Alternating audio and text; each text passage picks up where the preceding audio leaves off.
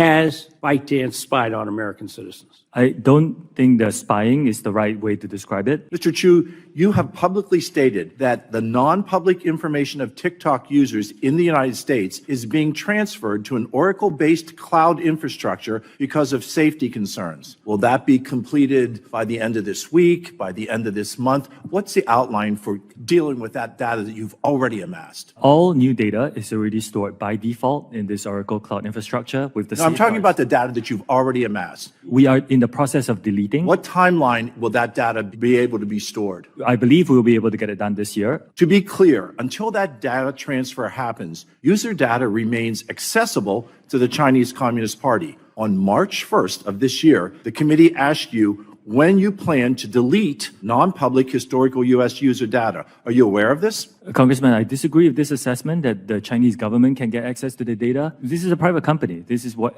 Chinese employees You responded. You responded in writing to this committee. I have the response that we got back from you on March 7, just 6 days later. Your attorneys wrote, the company, I'm quoting, the company plans to begin the process of deleting non-public historic U.S. user data this month and anticipates that the process will be completed this year. You came up with a supposed plan in the summer of 2022, specifically based on our concerns that the Communist Chinese government was spying on U.S. users. But you only just came up with the idea to delete historic non-public U.S. data just 2 weeks ago? Let me read it again. On March 7th, your attorneys wrote, and I quote, the company plans to begin the process of deleting non-public historical U.S. data this month and anticipates that the process will be completed this year. Mr. Chu, did you just come up with this plan only because we asked about it on March 1st? No, we started deleting this. Well, because that's what it looks like to me. Wouldn't you agree that awaiting